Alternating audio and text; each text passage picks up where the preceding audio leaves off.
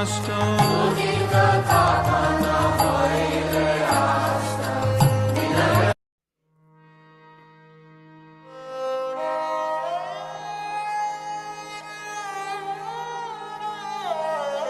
udilo yaruna purava bhage dvijamani gaura yamani jage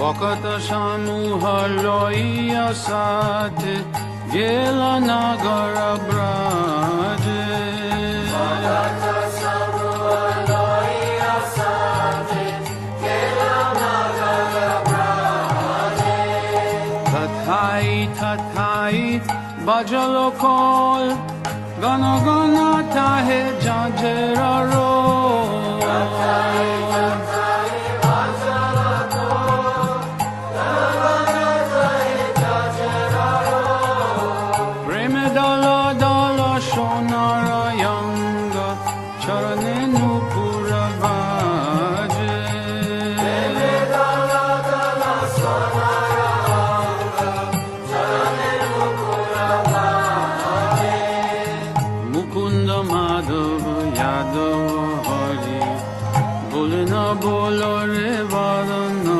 bori Mukunda Madhava Yadava Hari Bole na bolo re vada na bori Micheni dava shegelo re rati Divasha sharira saje Micheni dava shegelo re rati Divasha sharira saje Yemona dulabha manava deho Haya ki khoro bhavana keho Yemona dulabha manava deho Haya ki khoro bhavana keho Ebena bajile jasoda suta Charame pori belaje Ebena bajile jasoda suta Charame pori belaje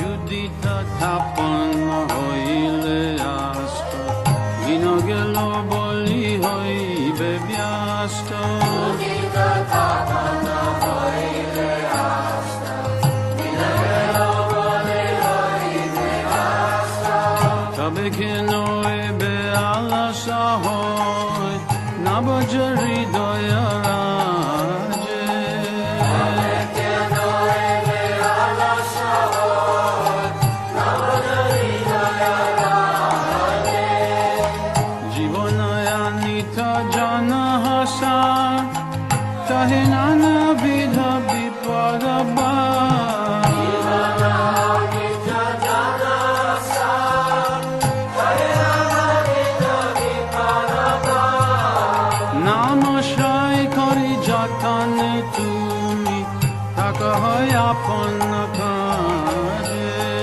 Namashai kari jatane tumi Taka apana kaje Jivaya kalyana sadhana kan Jagate asiye moduyana Jivaya kalyana sadhana kan Jagate asiye madhurana O vidyati miratapana rupe Ridga gane viraje Vidyati miratapana rupe Ridga gane viraje Krishna nam shudha kori apan Jurao bakati dinoda pran Krishna nam shudha kori apan Jurao bakati dinoda pran Nam bina kichu nahi koyaro Chauda bhuvana maje Nam bina kichu nahi koyaro Chauda bhuvana maje Jeev jago Gaura Chandra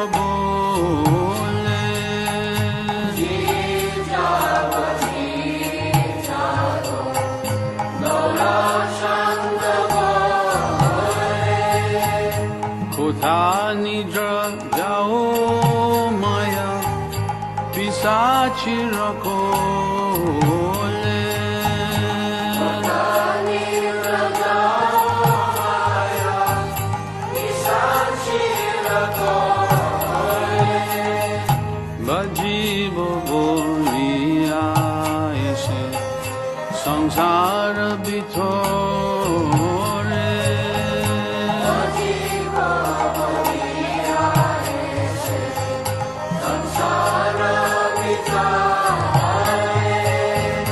ভুলিয়া রহিলে তুমি অবিদ্যার ভরে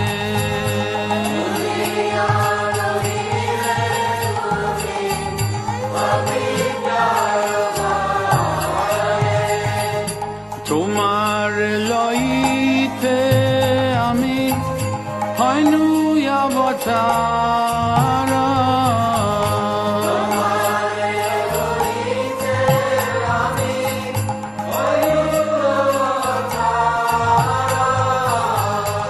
আমি বিন বন্ধু হার কে আছে তোমার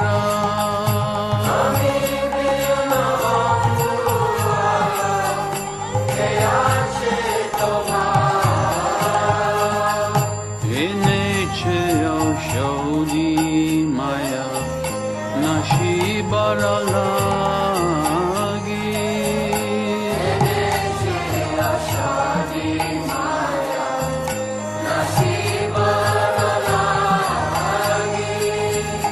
হরি নাম মহামন্ত্র লও তুমি মাগি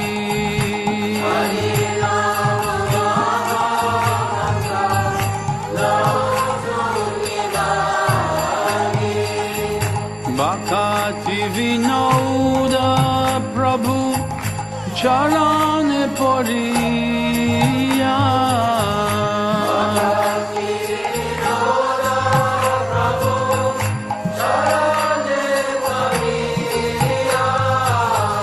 সেই হরি নাম মন্ত্র লইল মাগিয়া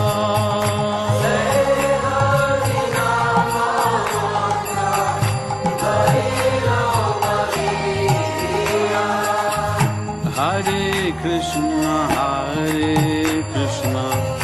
কৃষ্ণ কৃষ্ণ হরে হরে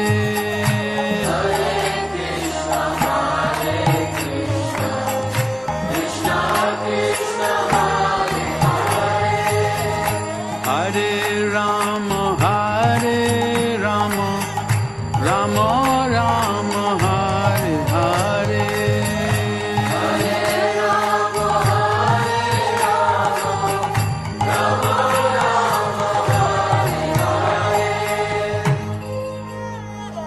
আগে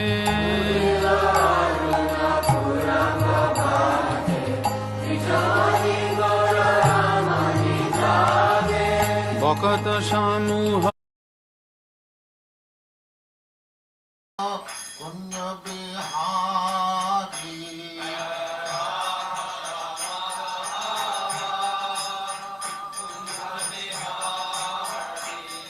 জয় রাধা মাধব পুণ্য বিহারী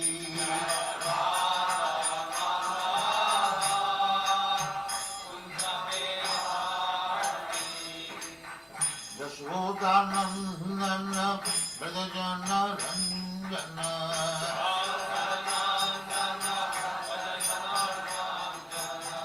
যশোদানন্দন ব্রজজন রঞ্জন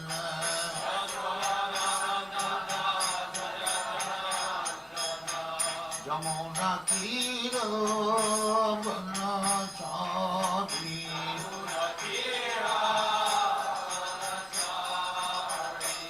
যমুনা তীর বনচারী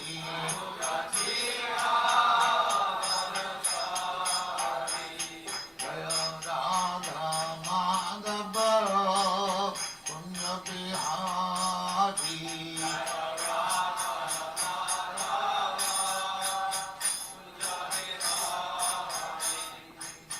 গোপীজন Vallabh গিরিবরধারী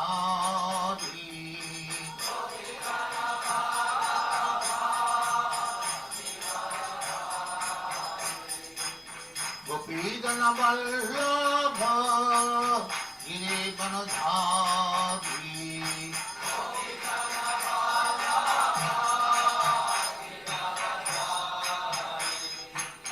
Yasodhanandana Prajajana Ranjana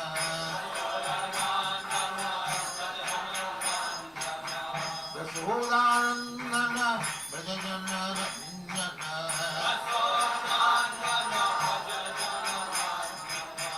Yamuna Tiro Vanachari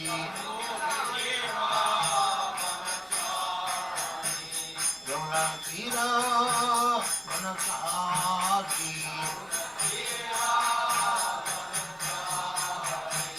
Jaya Radha Madhava Kanyabihari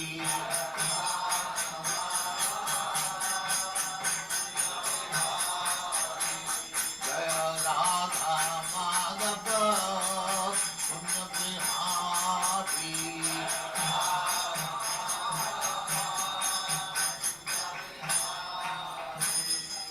Jai Mahatma Sabri Bhagavacharya Stakari Small Ram Saraswati Swami Bhagavad Jai Nanda Gori Vaishnava Jai Ramacharya Sri Haridas Thakur Jai Names of the whole Sri Krishna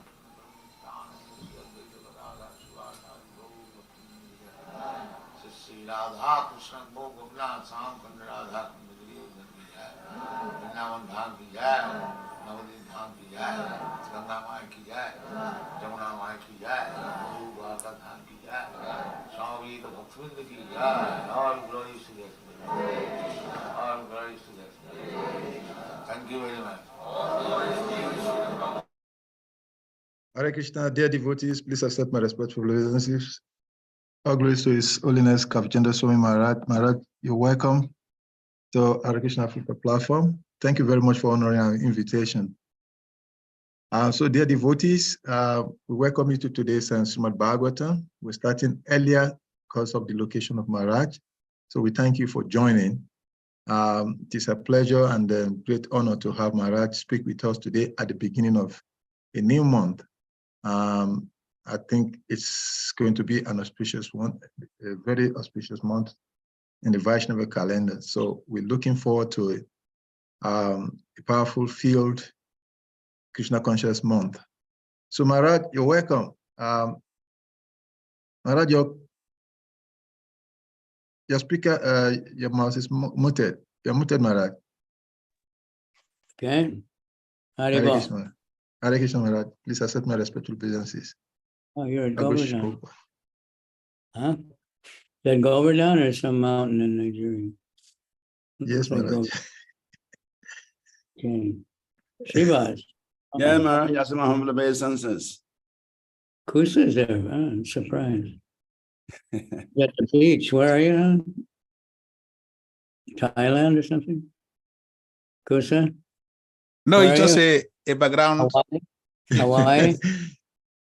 AI intelligence. Artificial intelligence. Okay, we have a lot of slokas today. Yes, Maharaj. So we're doing second canto, chapter 6, text number 12 to 16. So Maharaj, if you're ready, I can put this verse on the screen. You can start. Yeah, so what should we do? Just chant through them and then read the, or just go right through because there's so many. I'll just chant them. Okay. Okay, Maharaj. And then we can read the translation. Dharma Shyamama Tubhyam Cha Kumaran Bhavasya Cha Vijnanasya Sattvasya Parasyatma Parasparam.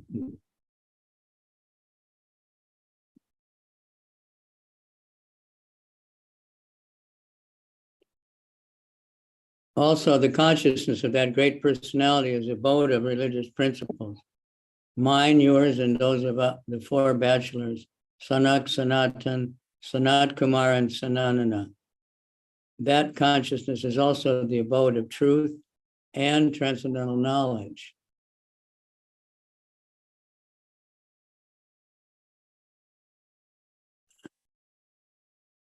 Aham bhavan bhavaschaiva ta ime munayo gaja sura sura nara nagaha kaga mriga sarasprishpa gandharva saraso yaksha raksho bhuta gano radaga pasava pitara sada vidyadras charana drumaha Anyecha vivida jiva, Jalastala, Nabokasa, Grahaksha, Ketavastarhas, Tadita, Stanayat Nava, Sarvam Purusha Evedam, Bhutam Bhavyam, Bhavakshayat, Tanedam Avritam Vishwam, Vitastim Adi Tishtati. Okay. You want to go over all the words or just go to the translation? As you wish, Maharaj. That's all the words for all of those verses? Just the Baba. translation. Go over the words then. Bhavan, Bhavan,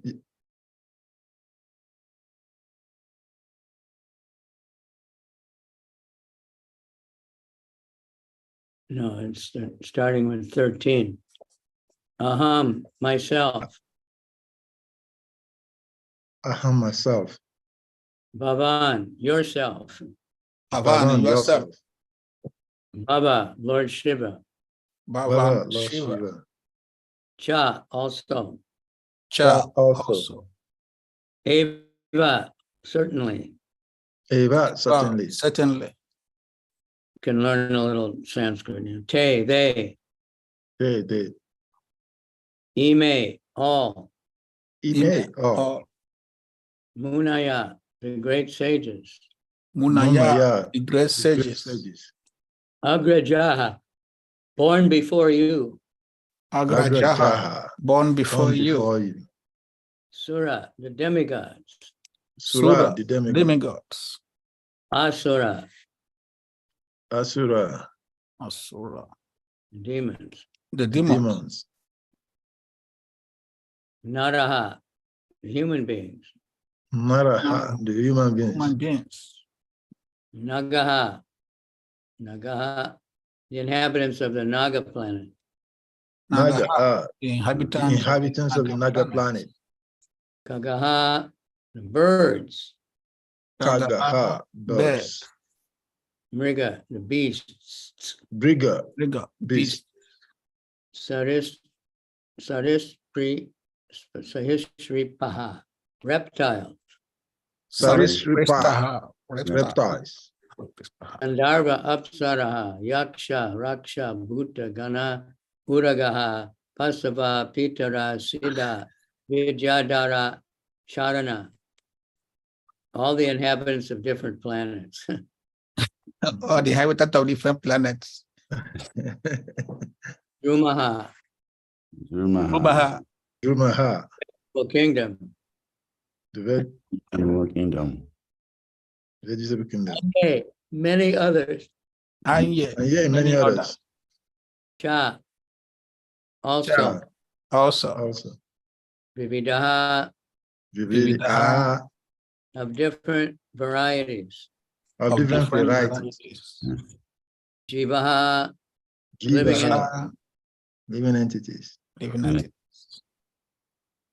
Jala, water. Jala, And water. Stala, land. Stara, Naba Okasaha, Naba Okasha, inhabitants of the sky. the inhabitants of the the sky. hands of the inhabitants of the sky or the birds. Graha, the asteroids. Graha, the astros. Riksha, influential stars. Riksha, the influential stars. Ketava, the comet. Ketava, the comments. Taraha, Taraha, the luminaries. the luminaries. Tadita, the lightning. Tadita, the lightning. the lightning. Sanait Nava, the Sai sound of the Nava, cloud. the sound of the clouds.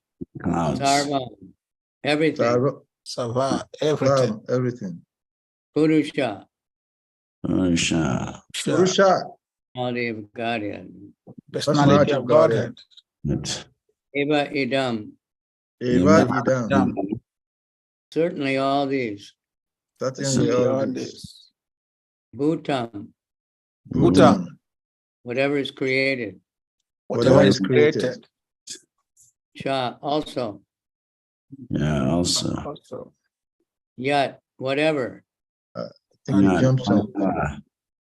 Tena Idam, Tenaida. it's all written by him. It's all written. Avritam, Avatam. covered. Covered. Vishwam, This one, universally comprehending. Universally comprehended. Vitastim, trust him. half a cubit. Half a cubit. Adistati, situated. Understand. Transistity situated. Translation. Beginning from me, Brahma, down to you and Baba, Shiva, all the great stages that were born before you, the demigods, the demons, the nagas, human beings, the birds, the beasts, the reptiles, etc., as well as all the phenomenal manifestations of the universe, planets, stars, asteroids, luminaries, lightning and thunder, along with the inhabitants of different planetary systems, the Gandharvas, Apsaras, Yakshas, Rakshas, Bhutaganas, Uragas, Pashus, Pitas, Siddhas, Yajadaras, Charanas, and all of their different varieties of living entities, including the birds, beasts, trees, and everything that be. All are covered by the universal form of the Lord at all times, namely past, present, and future. Although he is transcendental to all of them, eternally existing in the form not exceeding 9 inches. Wow, that's the super soul, I think. 9 inches, the maximum though, because he's supposed to be the size of the thumb or something, the big thumb. Purport. The Supreme Personality of Godhead in his partial representation of the super soul, measuring not more than 9 inches, expands by his potent energy in the shape of the universal form, which includes everything manifested in different varieties of organic and inorganic materials. The manifested varieties of the universe are therefore not different from the Lord, just as golden ornaments of different shapes and forms are not different from the original stock reserve of gold. In other words, the Lord is the Supreme Person who controls everything within the creation, and still he remains a supreme separate identity, distinct from all manifested material creation. In the Bhagavad Gita 9, 4, and 5, he is therefore said to be the Yogeshwara.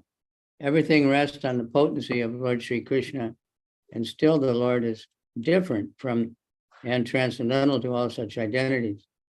In the Vedic Purusha Sukta of the Rig mantra, this is confirmed. This philosophical truth of simultaneous oneness and difference was propounded by Lord Sri Chaitanya Mahaprabhu, and it is known as Achintya Beta Beta Tattva. Brahma, Narada, and all others are simultaneously one with the Supreme Lord and different from him. We are all one with him in quality, just as the gold ornaments are one in quality with the stock gold. But the individual gold ornament is not equal in quantity with the stock gold.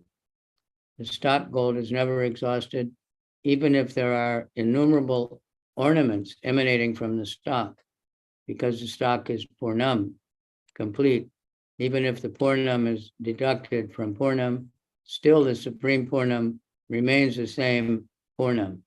This fact is inconceivable to our present imperfect senses. Lord Chaitanya therefore defined his theory of philosophy as achintya, inconceivable, and is confirmed in the Bhagavad Gita as well as in the Bhagavatam. Lord Chaitanya's theory of achintya beta beta tattva is the perfect philosophy of the absolute truth. Om Jnana Timirandasya Gananjana Shalakaya Chaksuramilitanyena Tasmai Shri Gurave Namaha. Shri Chaitanya Mano Bhistam Stapitam Yena Bhutale Swayam Rupa Kadamayam Dadati Swapadantikam Vandeham Shri Guru Shri Uttapada Kamalam Shri Gurun Vaishnavamscha Shri Rupam Sajajatam Sahagana Raghunathanvitam Tam Sajivam Sadvaitam Sabadutam Parijana Sahita Krishna Chaitanya Devam Shri Shirada Krishna Padan Sahagana Lalita Shri Vishakan Vitamscha Nama Om Vishnu Padaya Krishna Pristaya Bhutale Shrimate Bhakti Vedanta Swamini Saraswati Deve Gaurabani Pracharane Nirvisesha Sunyavadi Paschacha Desa Tarane Vanchkalpachubhischa Kripa Sindhu Bevcha Patitanam Pavanebhyo Vaishnavebhyo Namo Namaha.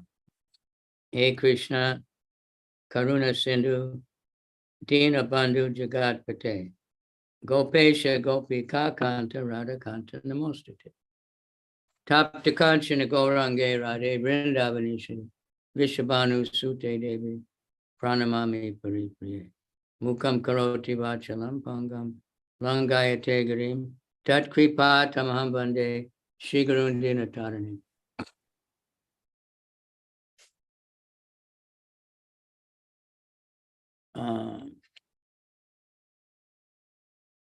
I should bring the vase back, Maharaj. What? Should I display the vase? You want to read the vase once again? Well, we could, yeah. It's quite a long verse. Beginning from me, Brahma,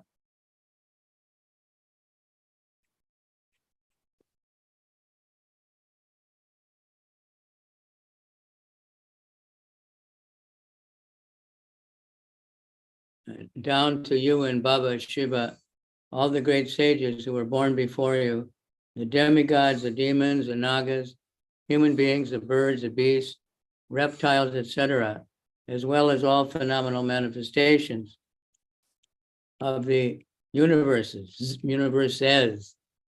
namely the planets, stars, asteroids, luminaries, lightning and thunder, along with the inhabitants of different planetary systems, Gandharvas, Apsaras, Yakshas, Rakshas, Bhutaganas, Uragas, Pashus, Pitas, Siddhas, Vidyadharas, Charanas, and all their different varieties of living entities, including birds, beasts, trees, and everything that be, are all covered by the universal form of the Lord at all times, namely past, present, and future. Although he is transcendental to all of them, eternally existing in the form not exceeding 9 inches. That's anyway, I don't know when Western science became aware of asteroids. I don't think it was thousands of years ago, right? Mm-hmm. And they're still not aware of the Gandharvas and Apsaras and Yakshas and Rakshas and all these things. Although science fiction always talks about population of other planets and speculating what they look like. Generally, they don't picture them we know about all the demigods who were extremely beautiful. The Apsara, Prabhupada said, if a human man saw an Apsara woman, he would just faint unconscious. And they're so beautiful that he couldn't cope with it. But generally, they show in the science fiction that the population of other planet people are not attractive. They're some hideous kind of weird things. They're more aware of yakshas and rakshasas. And, the rakshasas are described, and Lord Shiva's associates are described. Some of them only have legs with their big eyes and mouth, and by their belly, and the headless, or the head of an animal in the body of a man, or the body of an animal in the head of a man. All kinds of creatures like that. They're existing. So I don't even know about all of these. We know the Pitas and the Siddhas, they have all mystic power.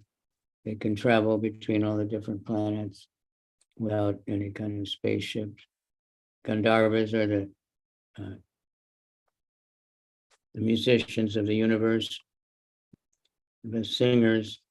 But it's described that if a Gandharva is flying over and he hears Krishna's flute, the musical arrangements of Krishna's flute are so amazing that the Gandharva will become bewildered and just fall out of his airplane, fall unconscious. So all this, and throughout the Bhagavatam we do, and especially other parts of the Vedas, we get detailed information of all these different entities, different planets. The modern science is still, some of them say that, by chance, there must be other planets, but they're looking for human life being exactly like us. But that doesn't work, because there's different planets, different atmospheres. But these demigods, they can come to Earth and live. But we can't go to their planet in these bodies, generally. Once in a while, some great yogi or king can get the benediction to go to heavenly planets in the same body. Arjuna did that by tapasya, though. He did great tapasya for 6 months or something, and then he was able to go to Indraloka in the same body. But the point of this is, and the point of the Bhagavatam always is the same point of the Bhagavad Gita, matak paratramnanya kinchid asti dhananjaya. There's nothing superior to me. Everything comes from me. Right? Matak sarvam pravartate. Everything comes from me. I'm the source of everything. Krishna is telling us again and again, Maya dakshena prakriti suyate sachara etunani nakonteya jagat vipari vartate. Again and again, he's stating, of course, in the first 6 chapters, he doesn't say I and my so much and me. He talks about the Supreme and all that, but he's really talking about himself. Once in a while, he mentions things. So here, it's talking about the super soul because his size is, depending on what kind of body the super soul is in, and the size is relative in the heart. So here it says maximum 9 inches. That would be in a very big body. But Krishna tells Arjuna that when one realizes that he and the super soul are the same, then it can get somewhere. The yogis who meditate on the super soul, sometimes they actually see the super soul, but then they get bewildered and think that's me, I'm seeing myself. And they're seeing the soul. And that's a mistake. It's my body. A mistake. So these are Prabhupada's purport. Everything in the universe, how Krishna is, and within each one of these species, there's so much variety, just like in human, species that when we use the word species in modern science, it seems like it's not exactly the same as the Vedic when it says rupa, different forms. Like in modern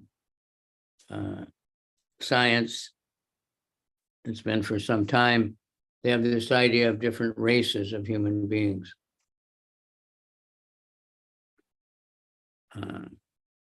But now more and more scientists are saying that there's no such thing.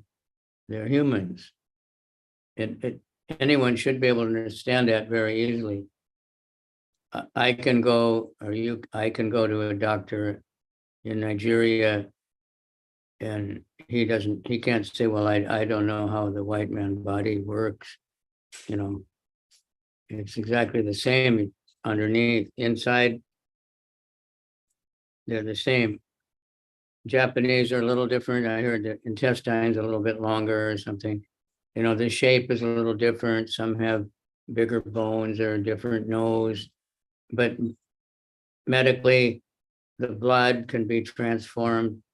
They can interbreed, like different species of animals, like cows and water buffaloes.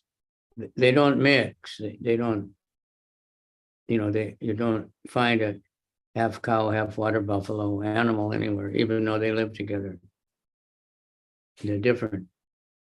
But the humans, we're all humans. And we're seeing that more and more as there's so much travel nowadays, so much, intermarriage. So many mixtures. But if an African marries a Chinese and they have 3 or 4 children, some of the children will look completely African, some of them will look more Chinese, some of them will look some kind of combination. But they're all human beings. They're all, go to the same doctors. They can take the same medicine. They can transfer organs. They can transfer hearts. They can transfer blood. So, but the demigods sometimes come to Earth and impregnate human women.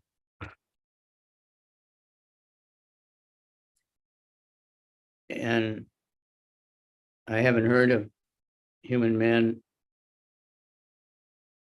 with the apsaras, but it's possible, maybe.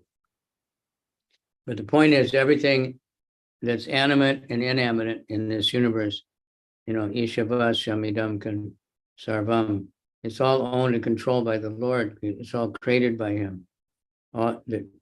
Even Brahma and Shiva, the topmost demigods, who are so powerful and such powerful controllers and creators, but they're all servants of Krishna. They're all created by Krishna.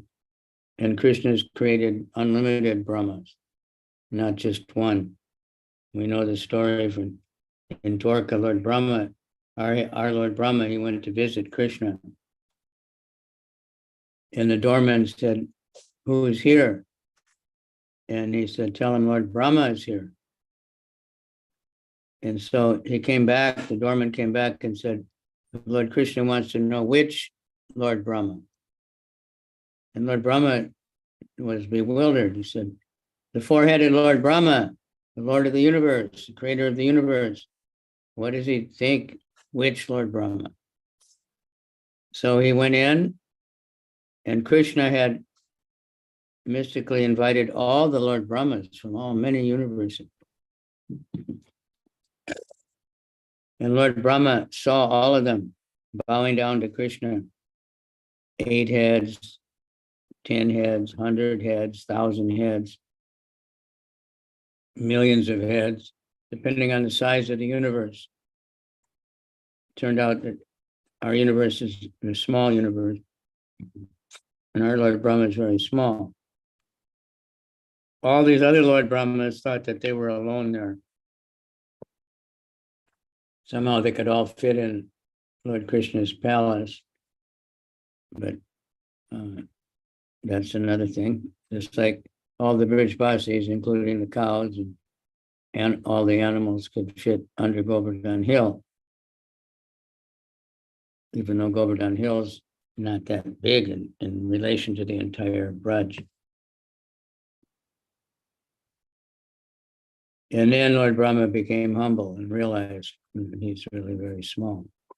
And Krishna has different ways of trying to show us we're not so great. So it's a little bit, we can go on and on. But the point is, we want to understand our position and then really surrender to Krishna. If we can really surrender to Krishna, then we can be empowered to do marvelous things. We're all empowered to some extent. We can, influence a few devotees, sell a few books, maintain temples, which is some amazing, miraculous thing in Kali Yuga anywhere in the world. But when we think about what Prabhupada did, as a totally surrendered soul that was acting, just like Krishna practically, because Krishna just acted through him. But if we hang on, follow Prabhupada's orders, be serious, love one another, work together, we're seeing that the more we can do that, the more we can accomplish. And be strict, because we have, we can't be defeated by any external force, any demoniac force.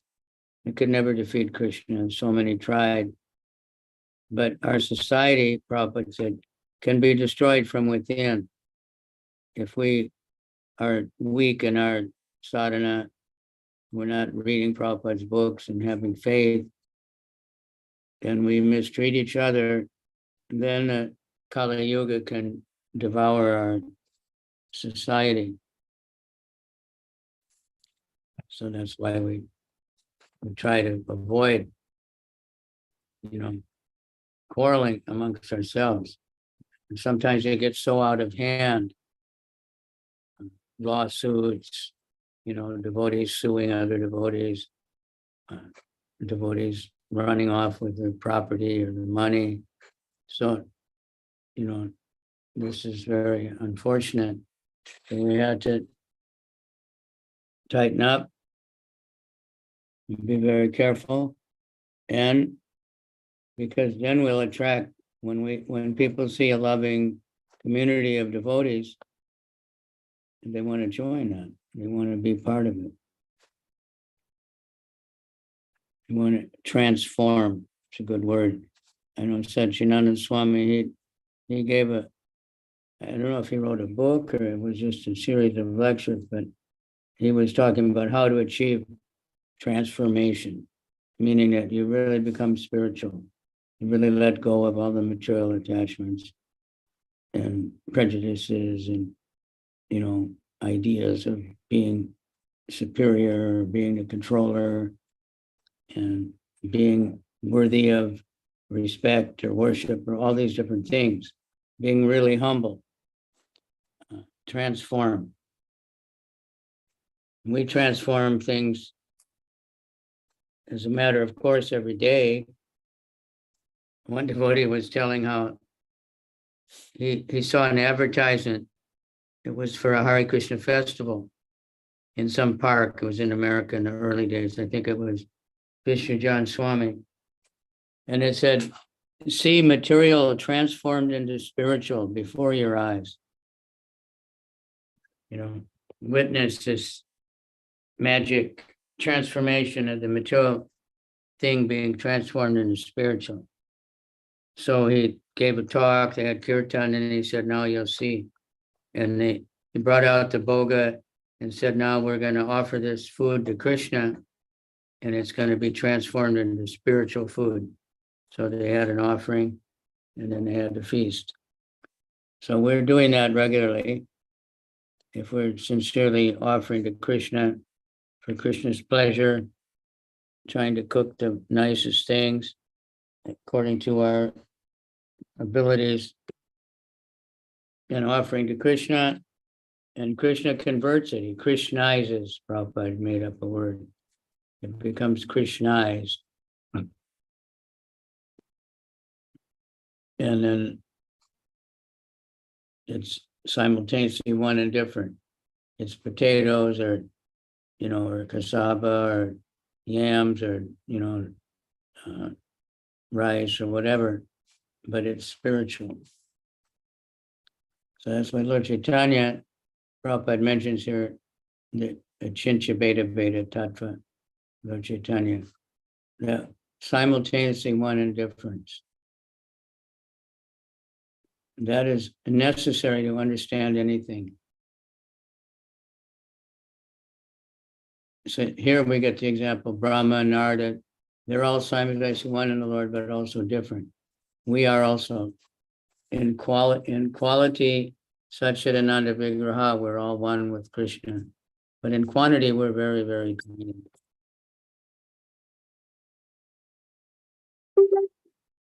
We're very tiny in quantity, but quality is the same.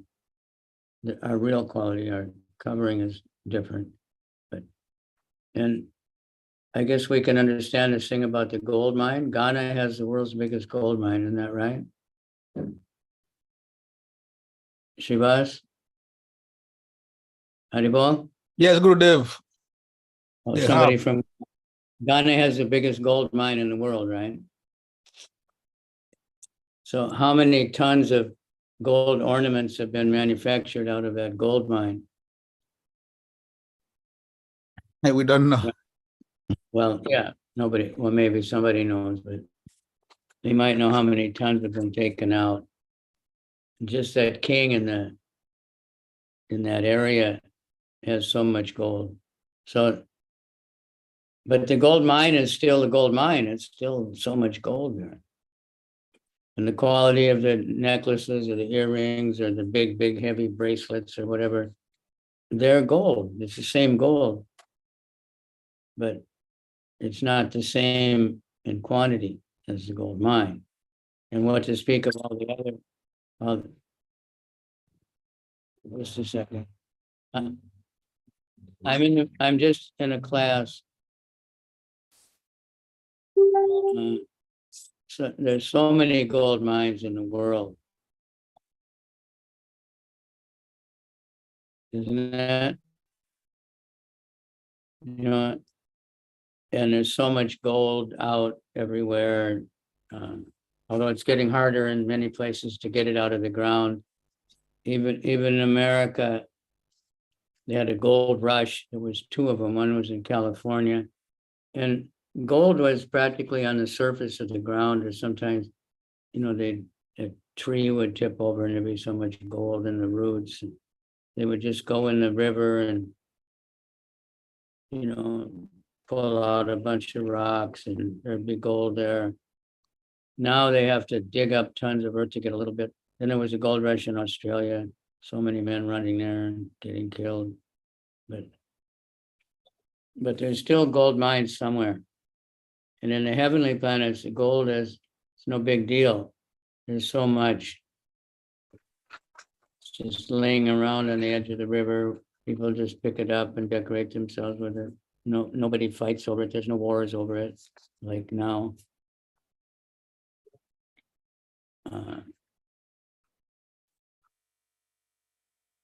But it's valuable, and I think they have to have all of our mobile phones or whatever need gold, a little bit of gold in them. And that gold is the same quality as we're the same quality of Krishna, but we're different. Don't think, the fools think they're the same. It's all one, and we're just, forgotten our true identity as the Supreme Lord. All right, so we have a really big crowd today. Is that because Gana's group came or Yes, Gurudev, he sent his people. because of the time of day? Mhm. Yeah, because his people are not in African time zone, all of them. Okay, well, thank you very much. So there's probably some questions. Yeah, thank you very much, Maharaj, for the class.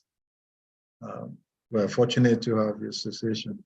So, dear devotees, if anyone has a question, please kindly use the hand emoji, physically raise your hands so that we can call you to ask a question. Guru Maharaj, I have one question on text 12. In All the right. translation, Prabhupada was saying the consciousness of the personality of Godhead is the abode of religious principles. So for the sake of the new bhaktas that joined, can you elaborate a bit? Salika can share it on the screen, the translation, text 12. Is the abode of religious principles. The consciousness of that great personality. That's Krishna, right? He's talking about the Supreme Lord. I think they're specifically talking about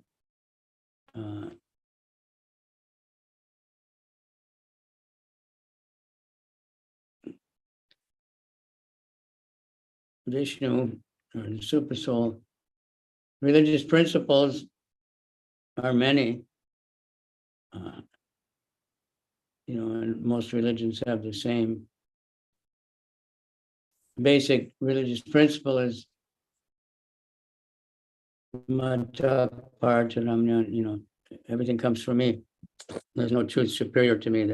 That's the main religious principle, that there is a Supreme Lord and he's the creator of everything and we're all his servants. Then there's religious principles of ahimsa and truthfulness, nonviolence, truthfulness.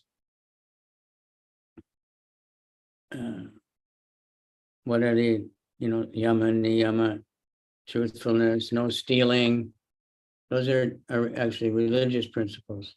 Mercy, compassion. So that includes, no killing animals just for eating, no cheating and violence and all these things. Does that help? So that's the consciousness of the Supreme Lord. That's his mind. That's where it all comes from. So the Bhagavad Gita is, all religious principles are there. You do your duty. What is karma? Knowing all these things. That's the consciousness of Krishna. He spoke about it with you. Thank you, Maharaj. Tribhunath Prabhu, please can you unmute?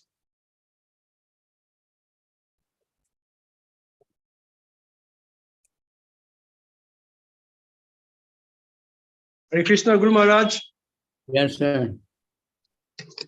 It's so ecstatic to hear from you after a long time.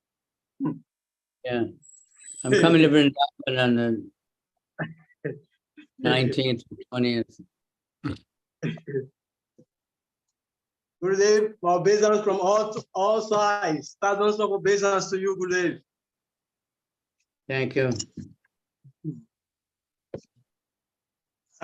I don't have question, but I'm just happy having the time to get knowledge from your words. Well, you should get connected with all these people and give your mercy to them. What do I have? You're killing me, Gurudev.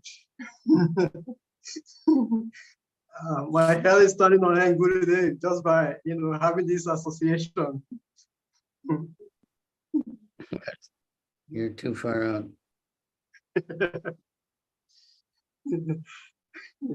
Anyway, if anyone doesn't know, Tribhunath is almost every day in some university speaking to classrooms around Vrindavan, Mathura. Okay. So anyone else? Yeah, I want to ask a question. please kindly indicate by using the emoji.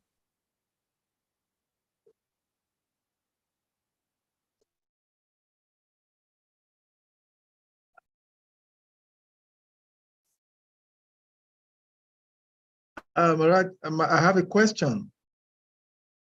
Okay, For one who is in Krishna consciousness, this knowledge about the creation and the different manifestation of Krishna's energies are deeply understood. But to a lay person who does not have a deeper understanding about the Vedic scriptures, what is the significance of all of this creation?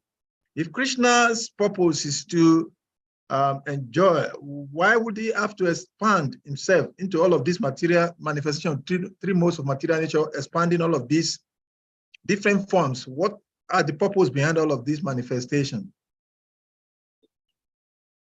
because some souls are misusing their free will and they want to enjoy separately from Krishna. So he had to create a place where they could do that. In the spiritual world, you can't do that. So he had to create all this, and everybody has all these different desires, different souls. Once we contact the modes of nature, when you turn away from Krishna, then more different desires to enjoy in different ways manifest, and there has to be all these different species and all these different environments to provide for that. Something like a government, we don't see it in West Africa so much. But in other places, they make beautiful parks, they make these crazy playgrounds and resort areas and so many toys for everybody to play with, you know, big amusement parks and all these things, you know, because people want to enjoy in different ways. And they make so many machines, and now it's all virtual, you know, computers and artificial intelligence. And so, you know, because souls want to enjoy in different ways. So Krishna accommodates everybody. Rather than just saying, well, you don't want to serve me, so forget it, goodbye. He gives all facility. And the ultimate purpose of it is that there's a lot of suffering and difficulty, and somebody will want to get back to Krishna and realize this is not so great.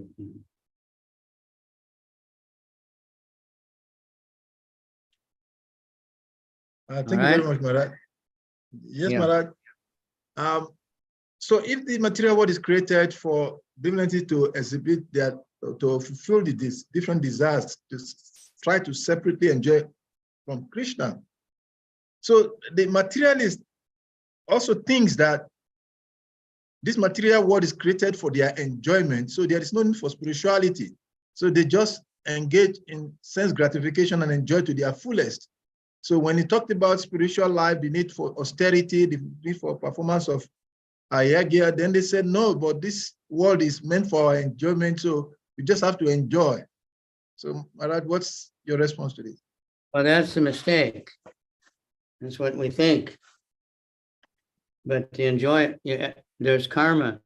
So every enjoyment that we try to take that's separately from Krishna, exploiting Krishna's energy, there'll be a downside.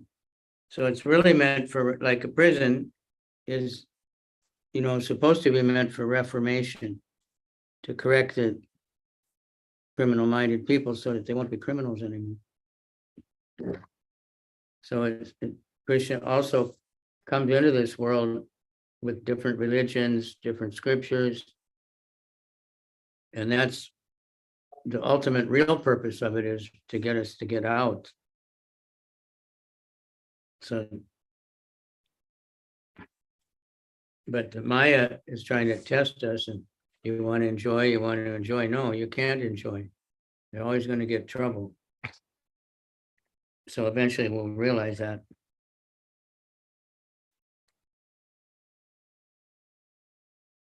Thank you very much, Maharaj.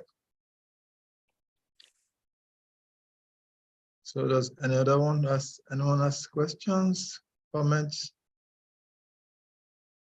We're having a full house now.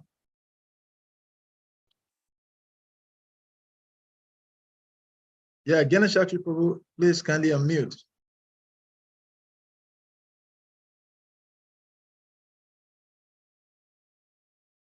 Hare Krishna, Guru Maharaj, please accept my humble obeisance. All glories to you. Bless you, Prabhupada. You're bringing such a big crowd in today. Got 100. Yeah. 100 was 99 of them. Guru Maharaj? Yes.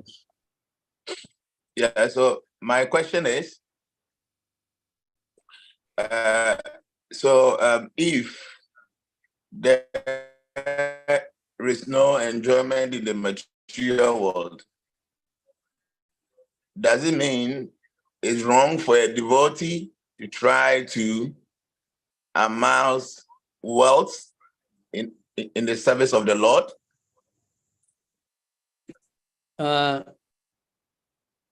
It depends on why you want to mount. Why? You know, In the service of the Lord. the businessman, you know, he has to do his business for profit. But if he's amassing wealth just for prestige or just for more sense gratification, then it can be dangerous.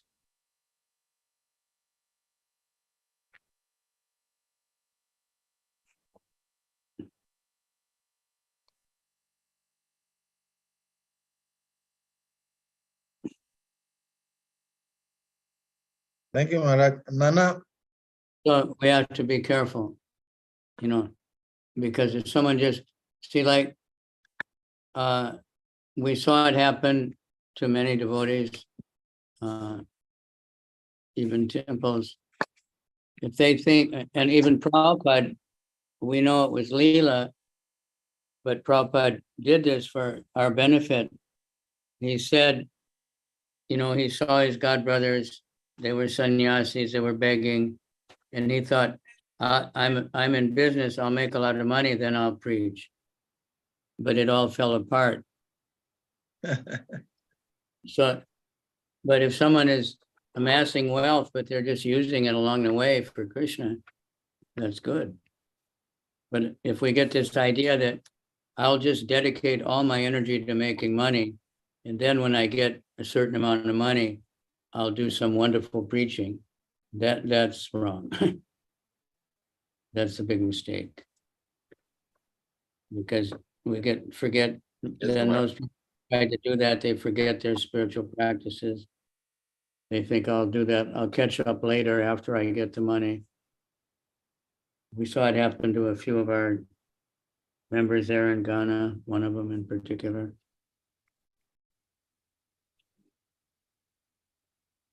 Okay. Okay, thank you. Yes, Guru Maharaj, thank you. Thank you, Guru Maharaj. Thank you very much. I'm grateful.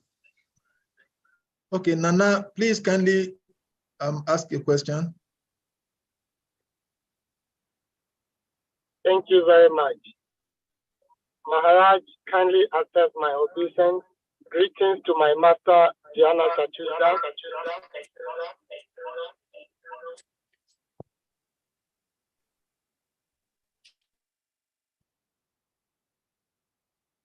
Maharaj, my question is, I have been taught by Jana Chachudas that there is nothing like forgiveness. Every action, anything you do, being emotional or physical, you have its repercussions. There's anything you do here, you're gonna pay for it. Why then? If you do it for Krishna, if you do it for sense gratification, yeah. If you do it for Krishna, you'll get the spiritual rewards. For instance, we've been told so many times that when we commit sin, when we do wrong to our brother, and we pray for forgiveness, he is just to forgive us.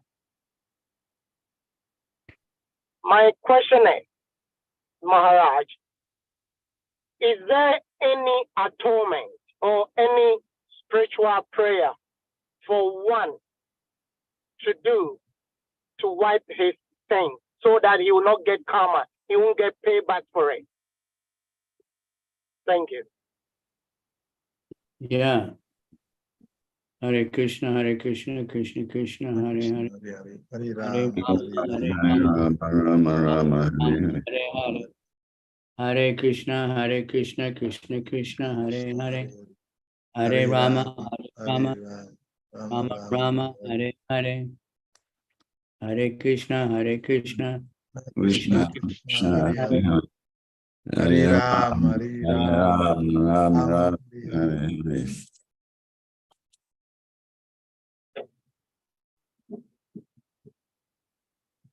But, you know, see, there's a tendency to beg for forgiveness and then think, now I can do the same sin again. That's very bad. You have to change, repent, like Christians always talk about repentance. That's right. You have to understand it, and beg for Krishna, not only for forgiveness, but for the intelligence to act properly in the future.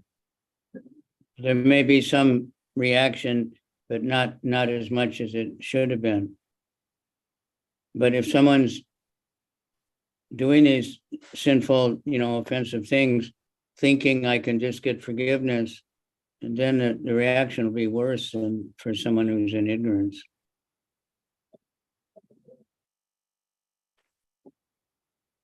Maharaja, I thank you very much, but if I understand you correctly, means that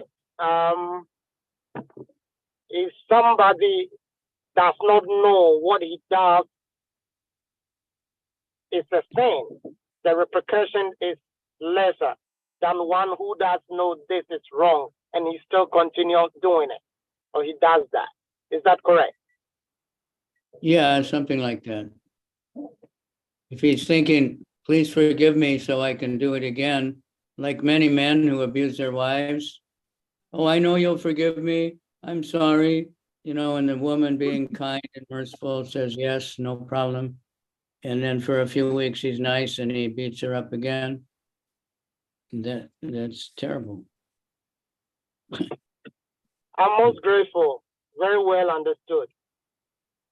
Okay, I'm glad. Thank you very much, Nana, for your question. Thank you, Maharaj. So we have to be careful. So any other questions or comments? Grace Rivers, Vanachari Prabhu, you have something to say, share? Hare Krishna. Hare Krishna.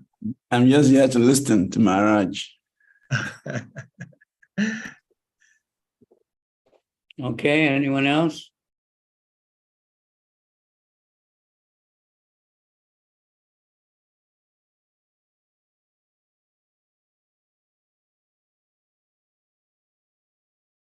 Salika Babu, I think Anthony Pascal is raising his hand. Okay. Anthony, please go ahead and ask your question. I'm not using gallery, so I'm not seeing him. You have not unmute yourself. Red.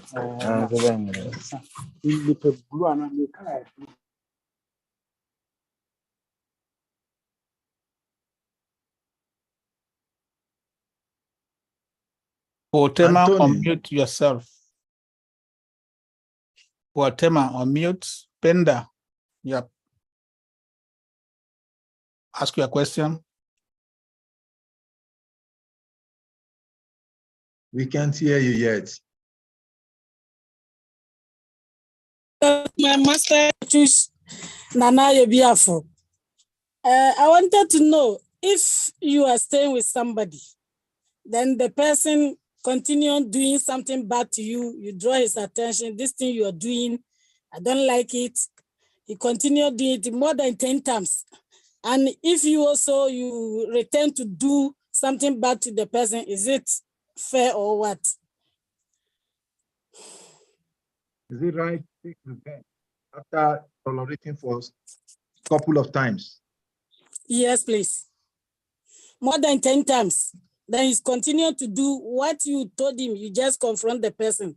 I don't like what you're doing to me. I don't like more than 10 times, but still he's continuing to do the same thing. Yeah.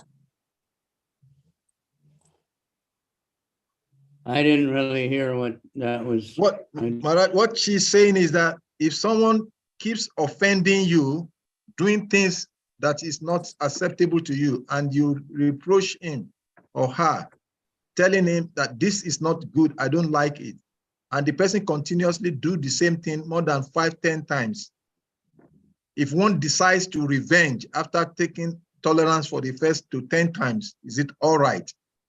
Thank you. Revenge is the opposite of forgiveness. You should just get away from that person. Thank you, sir. Otherwise, you revenge and then you get entangled in the same, you become the same.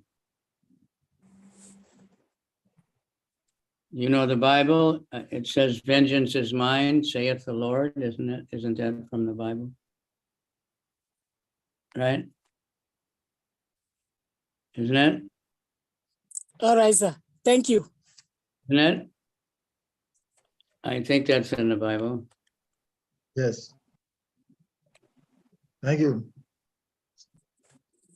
So just avoid the person. Try to go away from the person so that you don't get entangled, so it doesn't put in a complex situation. Okay, sir. Thank you. You're welcome. So any other question? Anthony was trying to speak. Anthony, can you unmute now and speak?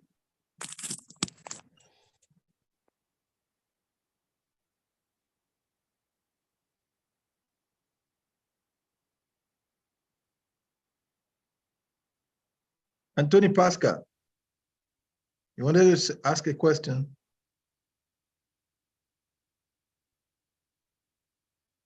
Here's what it says in the Bible, Romans 12, 19 to 21.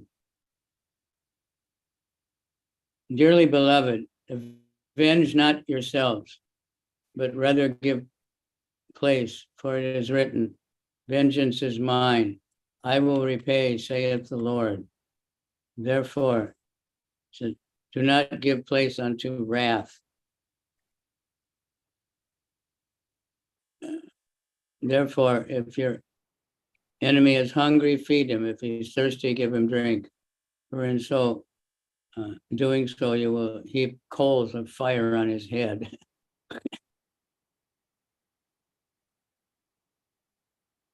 That's interesting. All right. So, anyone else?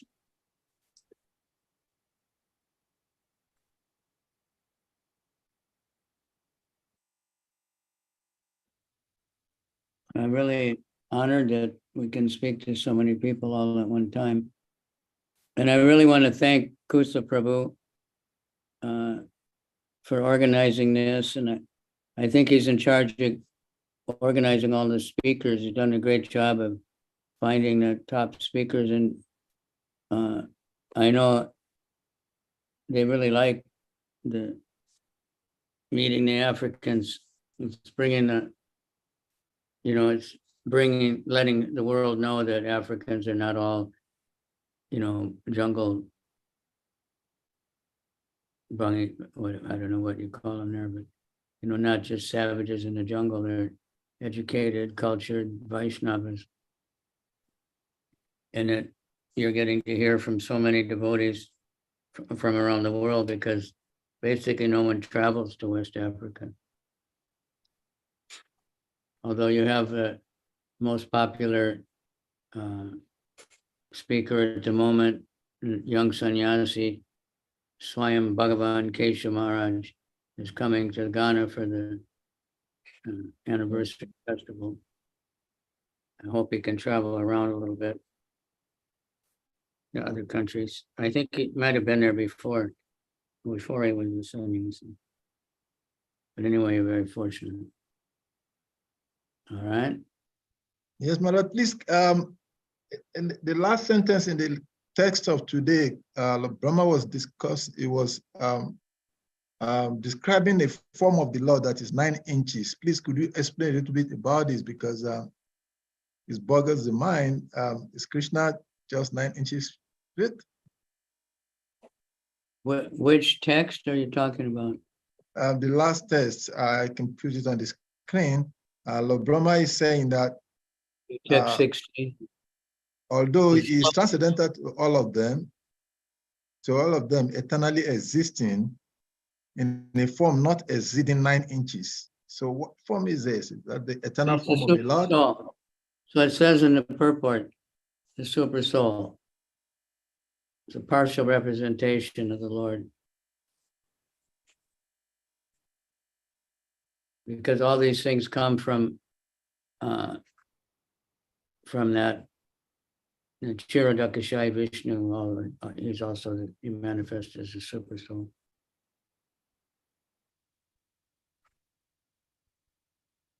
Gumaraj, there's a question on the chat room.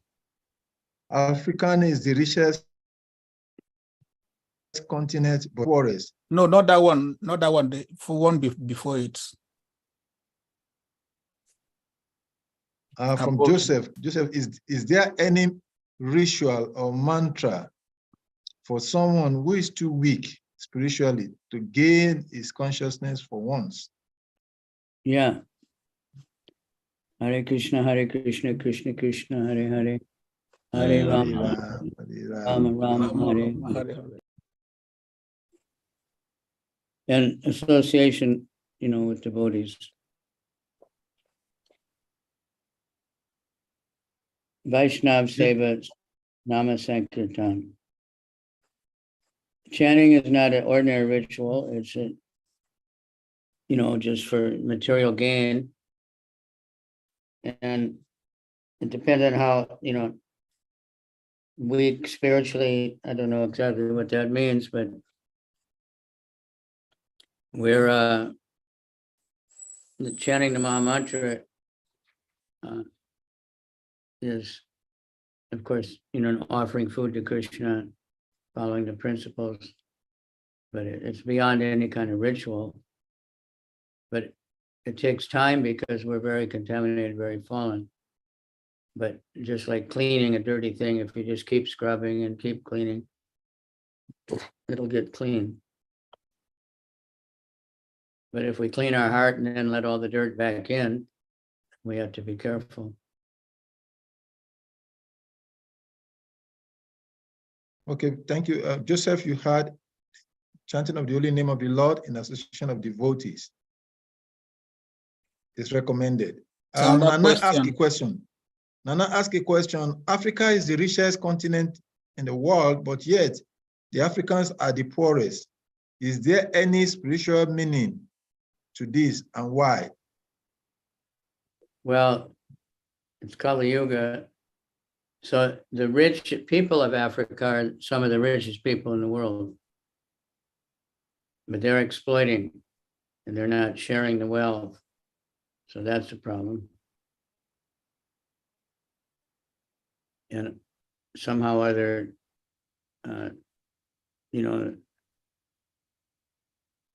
so in one sense we see, I don't know, everywhere in Africa, but West Africa, the people are quite religious.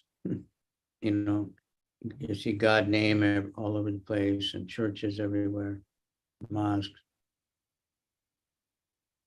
But I noticed recently when I was in West Africa, there's so many gambling places now. Bet Niger, but I can't remember the other names, but I was surprised that everywhere time I looked up, there was a gambling place I'd never seen before. And I think that's taking over from the churches, because the churches were corrupt and just offering wealth and riches. People saw that wasn't working, so now they think they can gamble and get rich. It's hard to say, but you know, as far as natural resources and everything, it's a very rich country, and it's being exploited, you know, by the West also, but also by native people. So maybe Krishna wants everyone to really surrender to him, because when you're too rich, you know, people get puffed up. Most people, not everybody. There's very, very rich men in the world that are very spiritual and built temples. Buddha in China, many rich men, they give all their money at the end of their life to make temples. And they don't claim proprietorship or anything. In India, some people like that, some Christians. Nana, are you still having another question? Well, I just answered your question. Your hand is up. If you have another question, maybe you can unmute. We have some questions in the chat room. Someone's asking, how many times can you recite Hare Krishna? There's no limit. David Yao is asking. Up to your ability, how much you like to chant, you can just keep chanting. Haridas Thakur was chanting 192 rounds every day.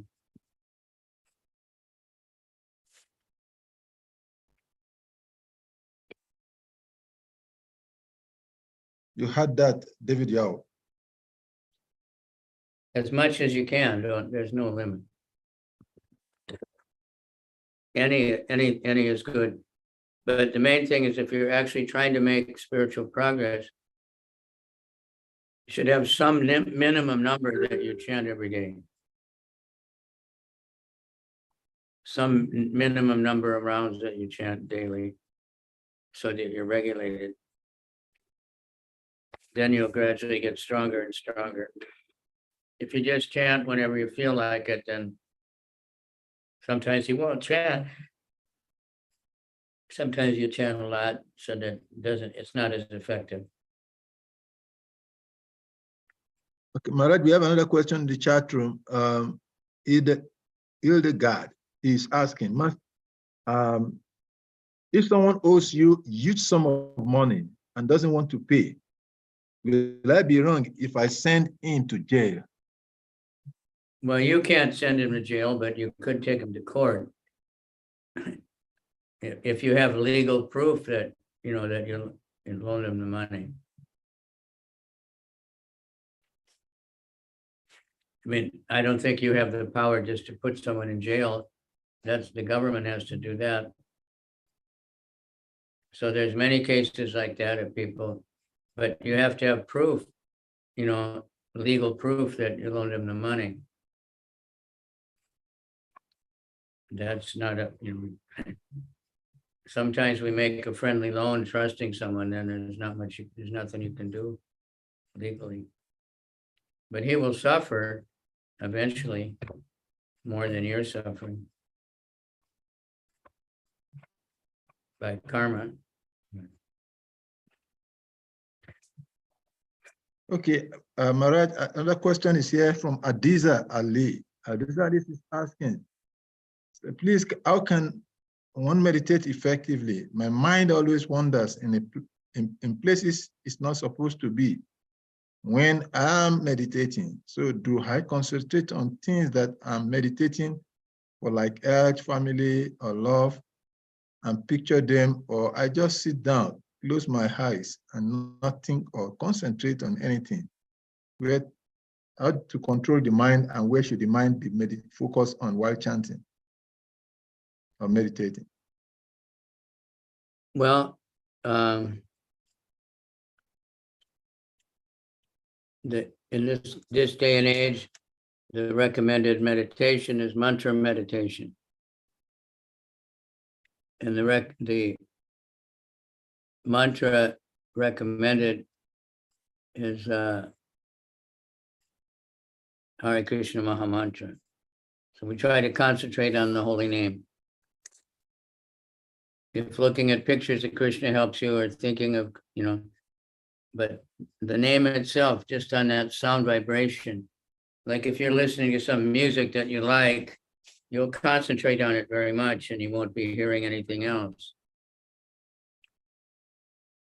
So the point is to concentrate on the holy name of the Lord. Just absorb yourself in the sound vibration. You don't have to, if we can do that without thinking of anything else, and whatever happens to pop into our mind, just throw it out. That will be the most effective. Thank you very much, Maharaj. Adisa, you had it. Just meditate and concentrate on hearing the name.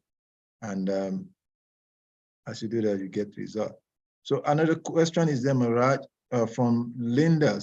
Linda says that she's just been recently diagnosed of meningioma brain tumor. And she's running more tests. And they're suggesting surgery for her. She needs prayers for healing. Okay, well, everybody pray for her. You have a big community, and the more people pray, the better. But, because all of us, we're going to have to leave these bodies at some point, and in the advanced understanding, when we get stricken by disease or some kind of trouble, Krishna is trying to get us to pray and surrender more to him. So let's see what the doctors come up with. I know quite a few devotees who have had surgery for brain tumors and survived and are living very nicely for many years. Okay.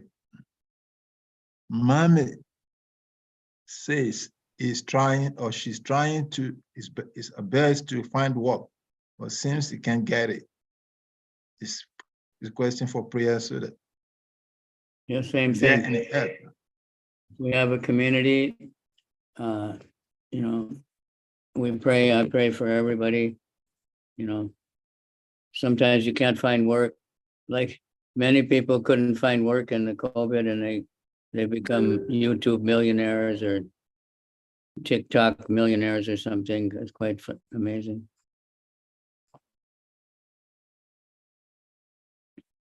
Right. James says, please, good morning from Brazil. I want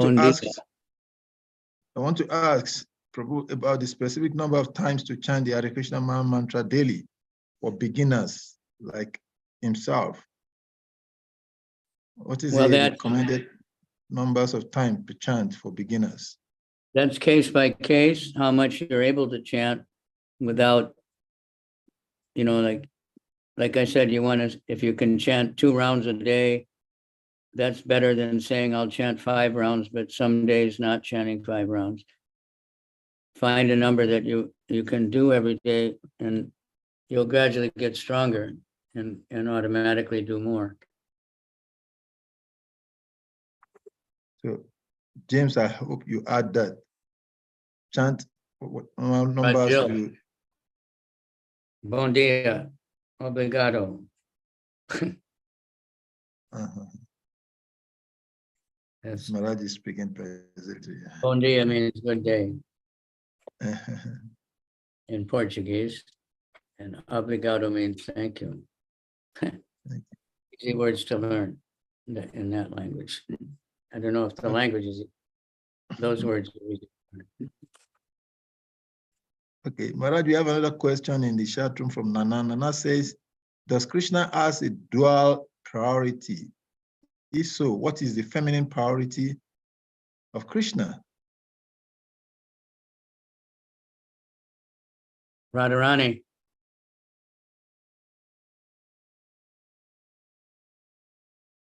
I don't know what dual priority exactly means, but Krishna, everyone has male and female qualities in different degrees, but the qualities of Radharani, it's Krishna, there's no difference in one sense, but the mercy, compassion, kindness, sweetness, all that is Radharani. Krishna, most people, when they think of God, they don't think of that side. They don't know about it.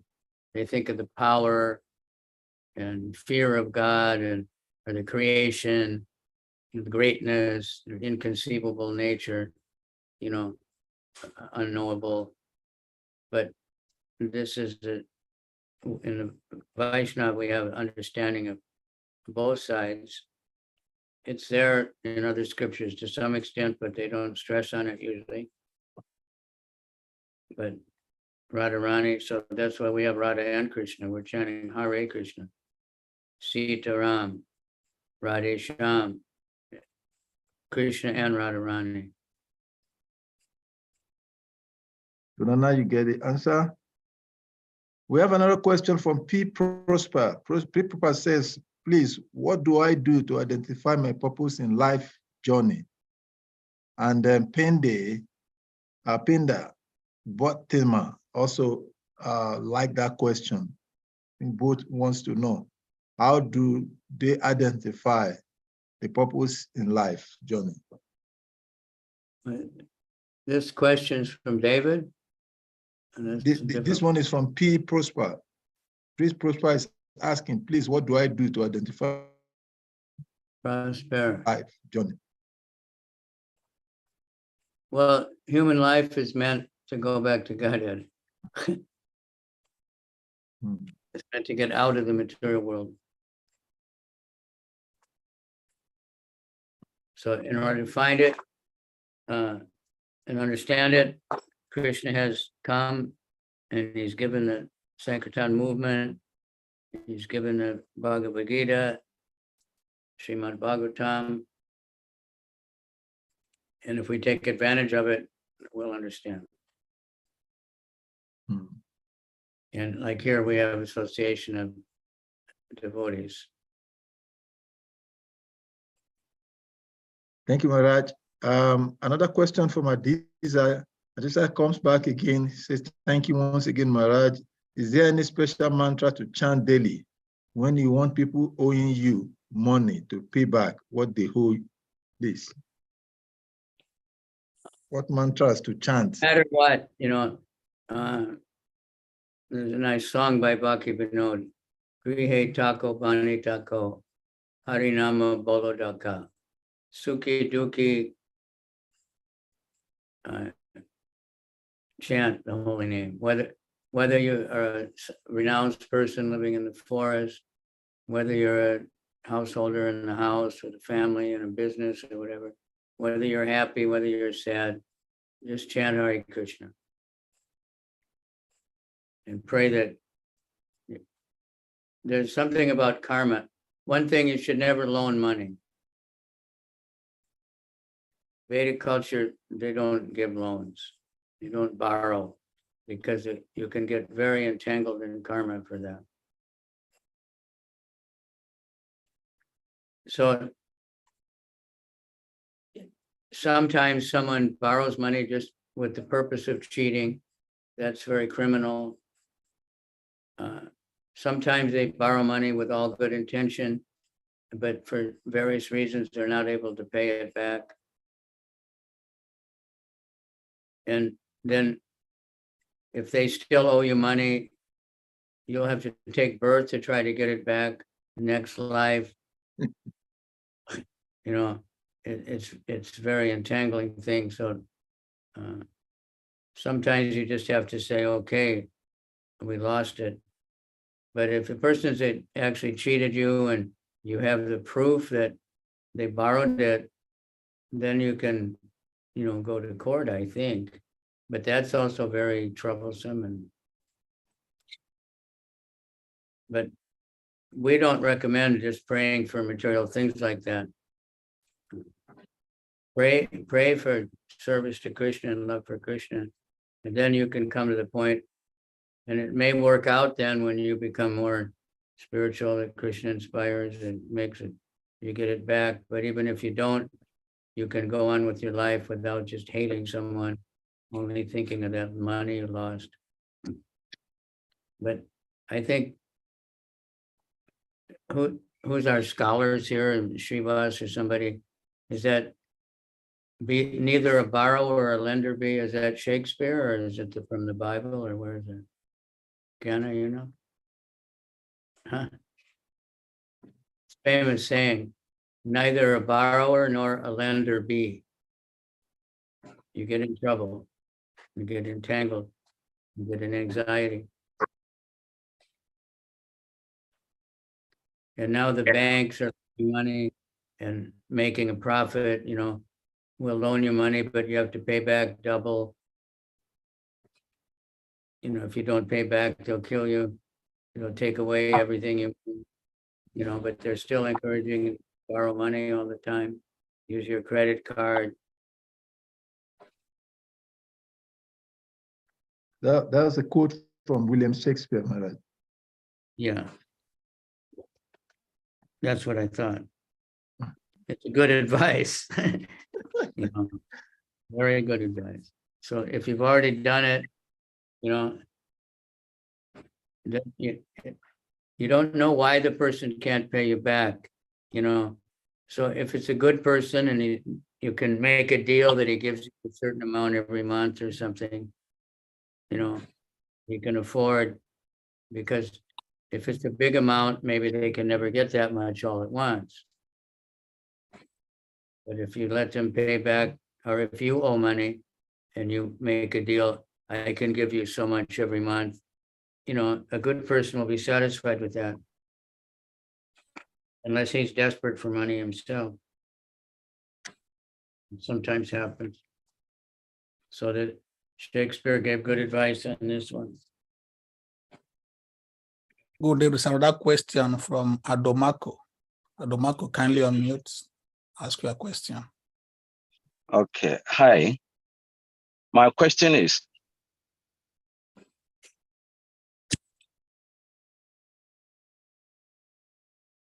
We lost your voice.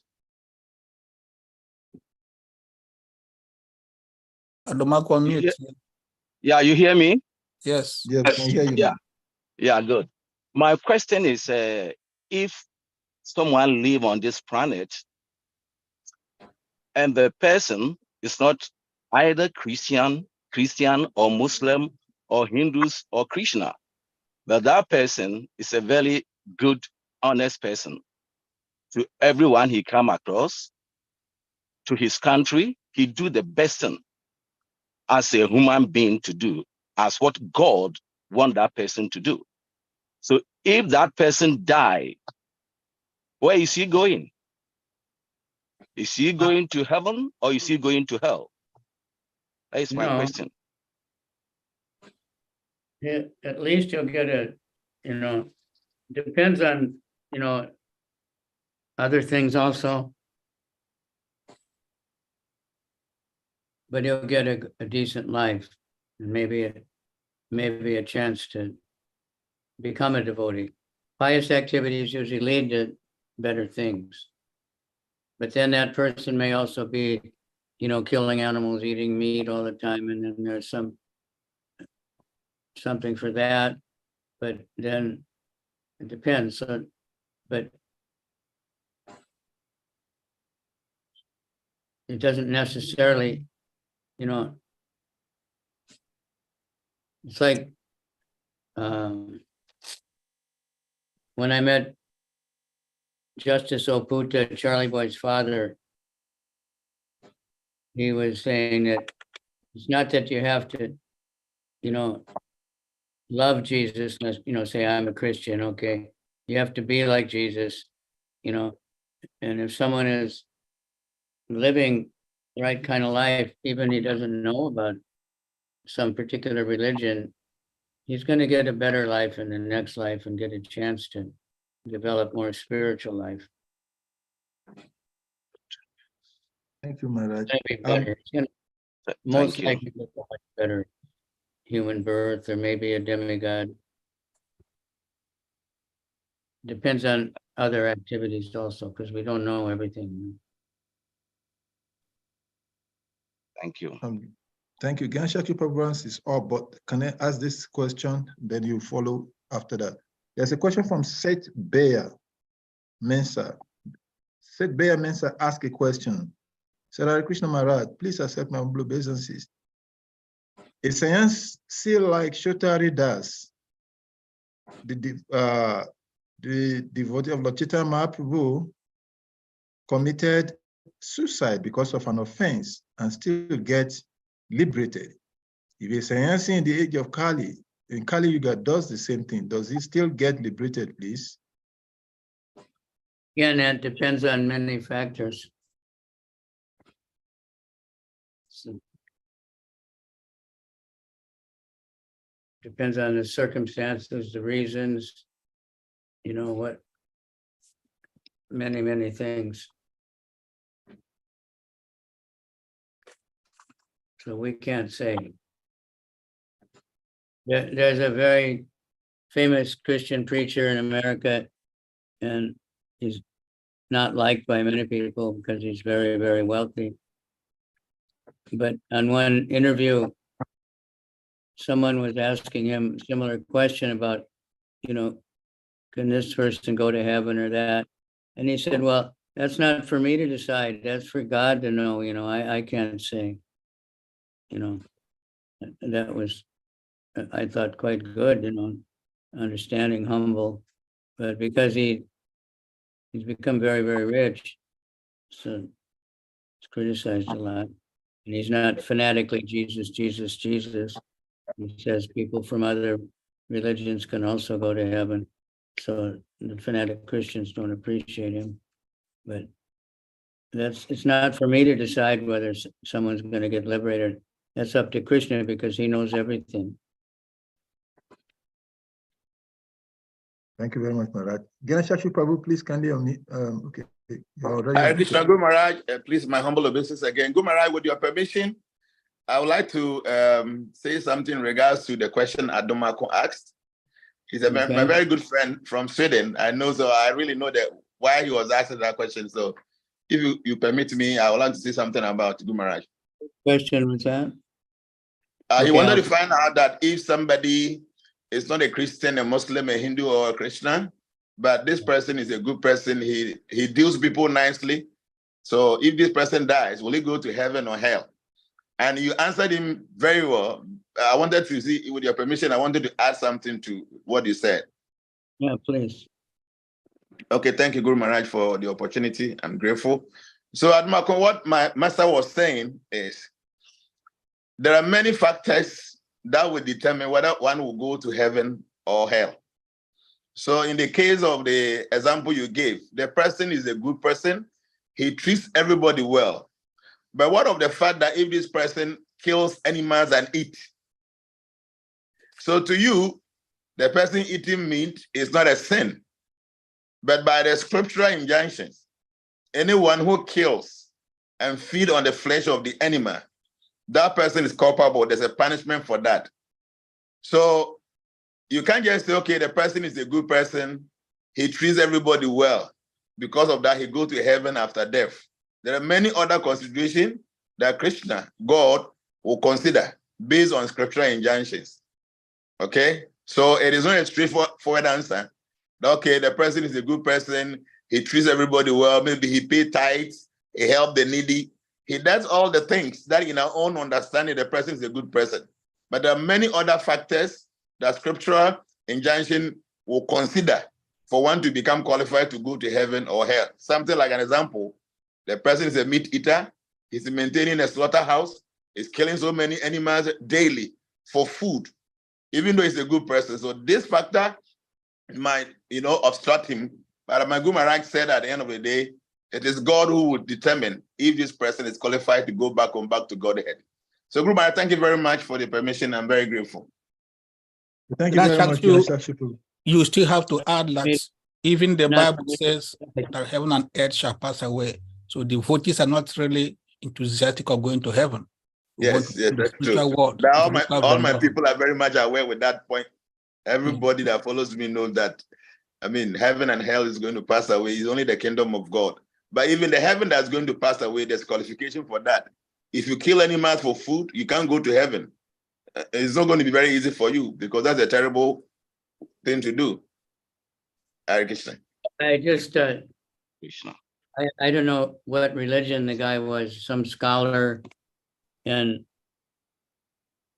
is talking about the Bible where it always says, thou shalt not kill, right? Then he said, well, that is a mistranslation because in Hebrew, then Hebrew is not even the original language of the Bible anyway. Most say it was Greek or Aramic or something, but there's two different words for killing. One is legal killing and one is illegal killing. So killing animals is legal killing. But then some of them say the word is murder, and murder refers to human beings. But in the English dictionary that I looked up, murder means planned. You plan to kill. And even in, I don't know in Africa, but in America, there's different types of murder. There's first degree murder. That means you planned it out ahead of time. There's self-defense murder. There's accidental, there's different kinds of murder, and the punishment is different. But the slaughterhouse in the West, it's from birth. The animal they plan to kill him. So that's murder by definition. But, they just make up all this stuff. But yeah. So any kind of killing, but then again, if somebody lives in a jungle where the only food they can get, or they live in the Arctic Ocean and they can only catch fish, they don't get such sinful reaction. It's their karma. Just like an animal, when a tiger kills, he's not getting a sinful reaction for it. Because that's his karma, dharma. But a human that has so much other food available, and they just killing animals wholesale and killing them for fun and hunting and all this insanity, then there's something. And they may be good people. They may be doctors, helping people. So then only Krishna can know how to balance it all out and how to reward and punish them. None of us. Yeah. Okay. We have a question from Betty. Betty's asked, good afternoon. Please, my question is, what does it take to become a devotee? Prabhupada answered that one time. I heard he was in the car driving away and a devotee ran up and Prabhupada, how can I? Prabhupada just said, desire. That's what it takes. You have to want it. I think this question is from Ebenezer Aqua. It's talking about incense. Good afternoon, please. I'm Ebenezer Aqua in Qatar. Can I use sandalwood incense during chanting with the name Krishna? And how many times do I do this? Krishna very much like sandalwood incense. If it's real sandalwood. There's a lot where they say sandalwood, but it's not. Yes, a lot of fake sandalwood are not. Yeah, incense is purifying. It helps. Good incense helps to, purify your mind, also make you feel good.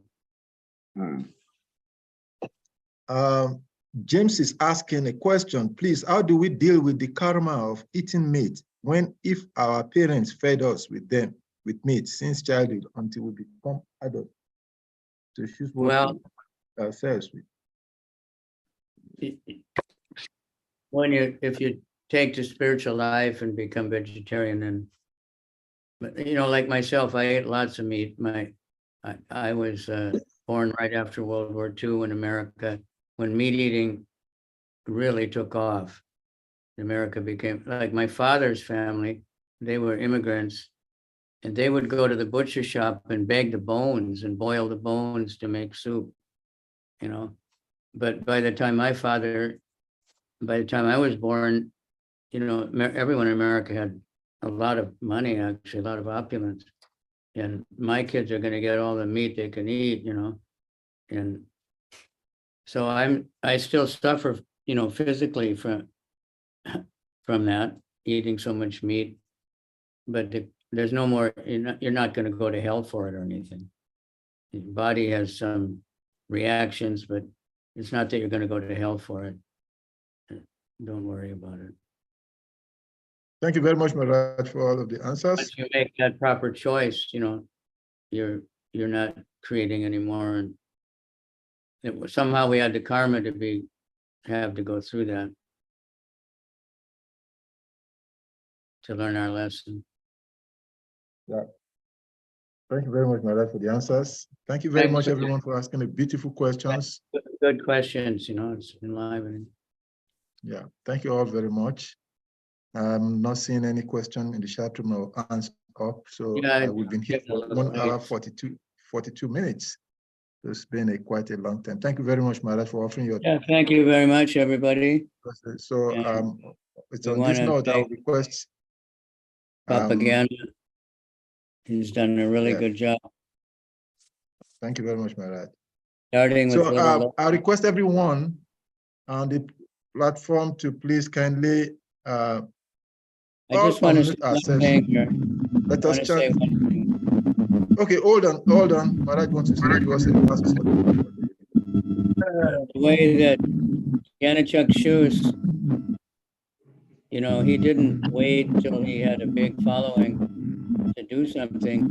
He was preaching on small local radio stations around Accra, but somehow or other, you know, they've got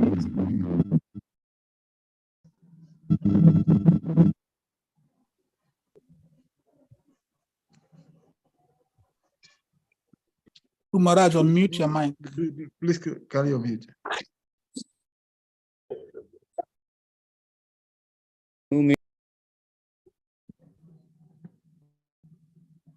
Mama, excited. Yeah, we're still not hearing you, Maharaj. I think they've done something about the bolero there. Yes. Yeah, now I am needed again. I hit the button. So he started very small, just preaching on local radio stations, but in the local language. And, you know, with his friends would give him some free time on the radio. But somehow or other, it spread all over the world, you know, because Ghanese people in other countries want to hear. So they pick up the radios. How do they say it? You know, bounces or something. So don't think you have to start big, start small, and Krishna will help. Chant 1 round every day, 2 rounds every day, whatever, you know, follow one regulative principle, right? But, you know, and it'll all increase. So thank you very much. Go ahead with your next program. Thank you very much, Maharaj, for that last word. We should do whatever is possible in a small way, and then we become big. Nothing is small in Krishna's eyes. Any effort, according to our capacity, is very big. Thank you very much, Maharaj, for the advice. So we request everyone to kindly unmute themselves and let us all jointly chant a loud Hare Krishna Maha Mantra to appreciate Maharaj for giving us his association and answering all our questions. Hare Krishna, Hare Krishna, Hare Krishna, Hare Ram, Hare Ram, Ram Rama, Hare Hare. Rama, Hare Hare. Vashakapatarubhyas, Kripasinubhyas, Evasya, Patitanam,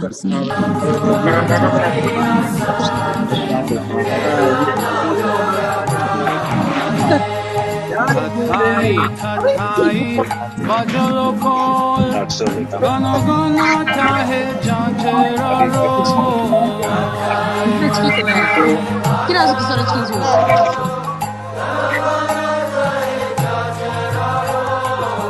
Prem dala dala shonara yanga, charane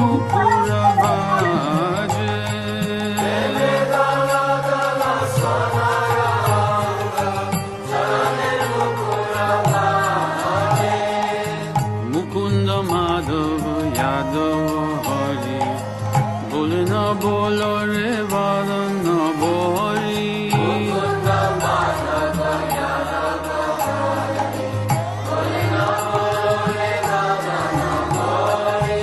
Micheni davashe gelore rati.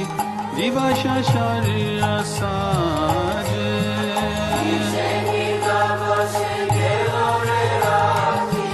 Divasha sharira saje. Imona dulaba manava deho. Haya ki koro bhavana keho.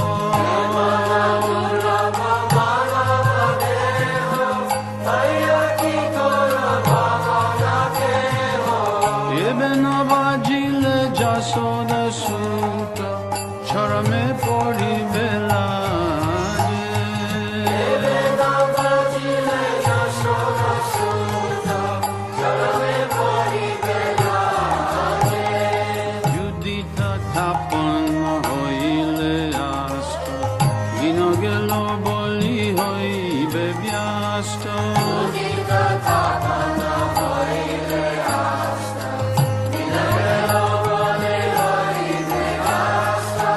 Tabekino ebe ala sahoy nabajari doyaraje. Tabekino ebe ala sahoy nabajari doyaraje. Jivonaya nita jana hasa tahinana vidha vipadaba.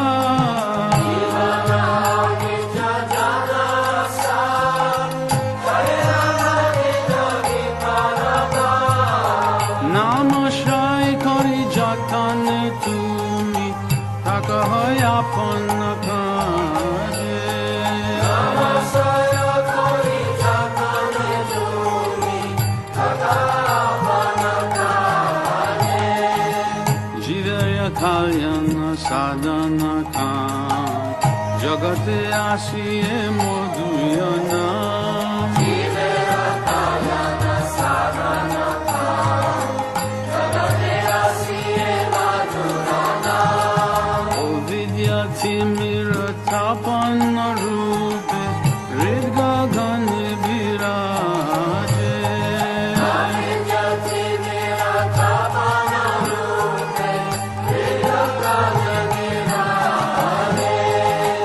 Krishna nam shudha kori apan Jurao bakati binoda pran Krishna nam shudha kori apan Jurao bakati binoda pran Nam bina kichu nahi koyaro Chauda bhuvana maje Nam bina kichu nahi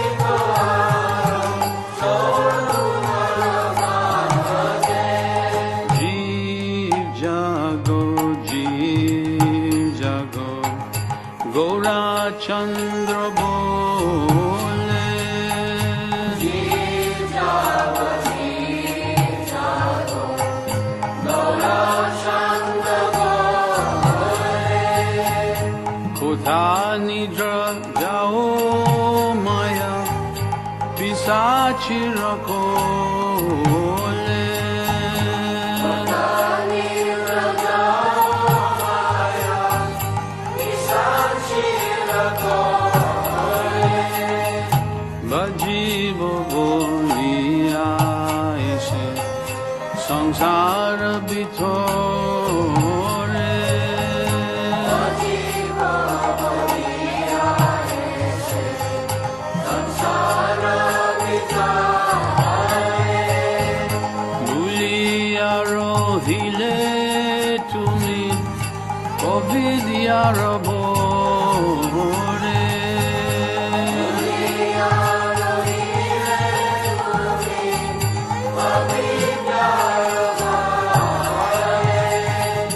Tomare loite ami hainu yavatara Tomare loite ami hainu yavatara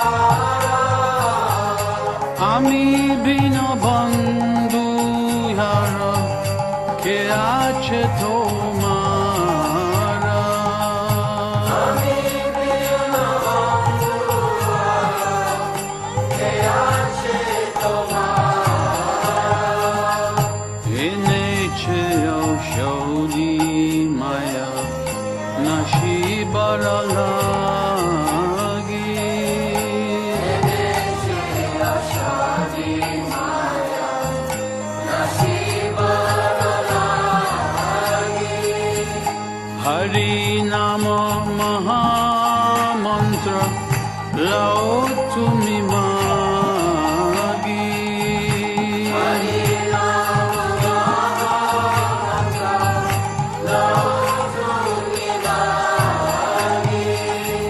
Bhakti Vinoda Prabhu Charane Poriya.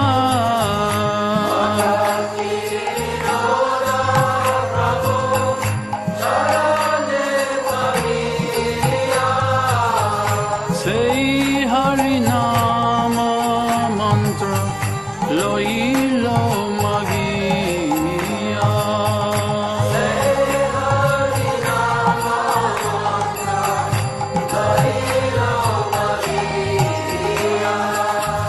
Hare Krishna,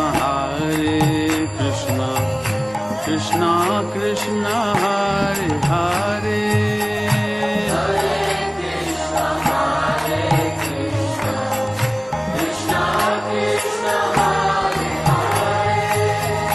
Hare Rama, Rama